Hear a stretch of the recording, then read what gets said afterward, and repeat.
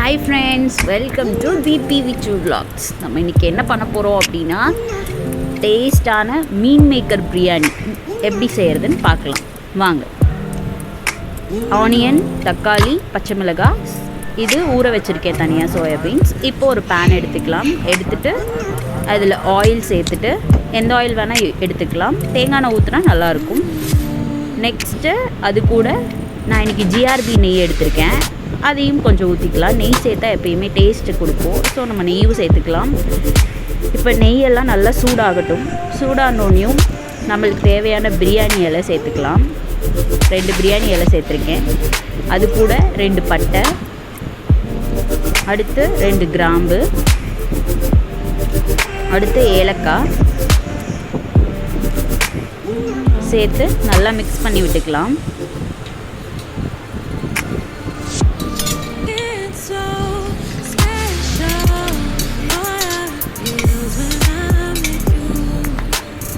எண்ணெய் நல்லா சூடாயிடுச்சு. இப்போ நம்ம தக்காளி, வெங்காயம் கட் பண்ணி வச்சுருக்கோம். இப்போ ஃபஸ்ட்டு வெங்காயத்தை ஆட் பண்ணிக்கலாம். அப்புறம் பச்சை மிளகாயை ஆட் பண்ணிக்கலாம். ஆட் பண்ணி நல்லா வதக்கி விட்டுறலாம். கண்ணாடி பதம் வரணும். வர வரைக்கும் நல்லா வதக்கலாம். நல்லா வதங்கி வரணும். அப்போ தான் டேஸ்ட் கொடுக்கும். நெக்ஸ்ட்டு கொஞ்சம் உப்பு ஆட் பண்ணோன்னா, உப்பு சேர்த்தோம் அப்படின்னா வெங்காயம் சீக்கிரம் வதங்கும். அதுக்காக நம்ம என்ன பண்ணுறோம் அப்படின்னா உப்பையும் இப்போ சேர்த்துக்கிறோம்.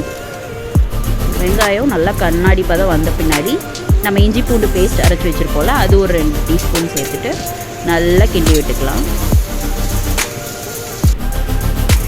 இப்போ தக்காளி எடுத்து வச்சுருக்கோம்ல, அதையும் சேர்த்துக்கலாம். இன்றைக்கி நான் 2 தக்காளி எடுத்துருக்கேன். அதையும் சேர்த்துக்கலாம்.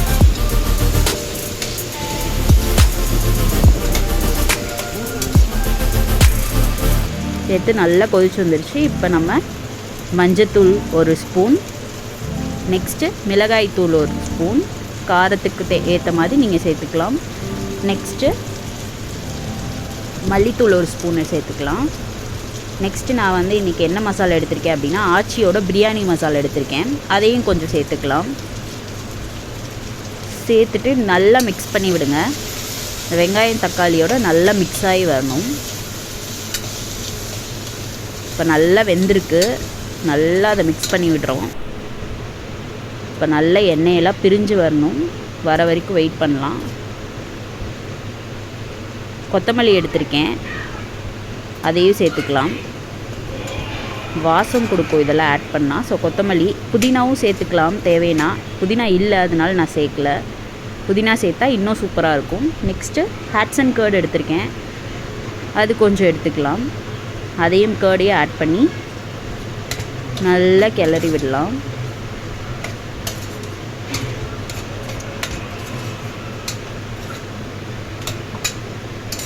கர்ட் வந்து திரியாக இருக்கக்கூடாது. ஸோ அதனால் சிம்மில் வச்சுட்டு நல்லா கிளறி விட்டுருங்க.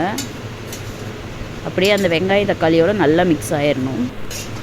இப்போது நம்ம சோயா வந்து ஊற வச்சு புழிஞ்சு எடுத்து வச்சுருக்கோம்ல, சுடுதண்ணியில் போட்டு புழிஞ்சு எடுத்து வச்சுருக்கேன். அதையும் தண்ணியிலேருந்து எடுத்து நல்லா புழிஞ்சு வச்சுட்டு அதையும் நான் இப்போ என்ன பண்ணுறேன்னா ஆட் பண்ணிக்கிறேன். ஆட் பண்ணி இந்த ஃப்ளேவரோடு நல்லா குக் பண்ணி எடுக்கிறோம். ஏன்னா ஏற்கனவே அது ஹாஃப் குக்குட் ஆகிருக்கும். இப்போ நான் 2 டம்ளர் அரிசி ஊற வச்சுருக்கேன் தண்ணியில். ஒரு அரை மணி நேரம் ஊற வச்சா போதும். நான் இன்றைக்கி சீரக சம்பா அரிசி எடுத்திருக்கேன். ஸோ 2 டம்ளர் தண்ணிக்கு 2 டம்ளர் அரிசிக்கு 4 டம்ளர் தண்ணி.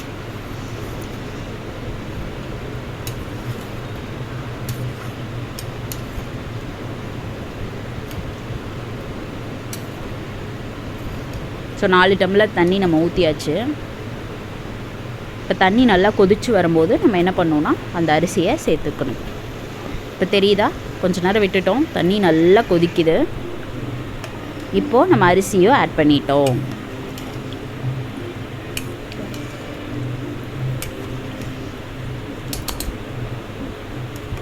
இப்போ நல்லா குக் ஆகி வந்திருக்கு. உப்பு இருக்கான்னு செக் பண்ணி பார்த்துக்கோங்க. அப்புறம் மூடி வச்சிடலாம் கேஸை. இப்போ மேலே புகை வருது. ஆவி வந்தோடனே அதுக்கு ஒரு வெயிட் வச்சு நம்ம வந்து விசில் போட்டுறோம்.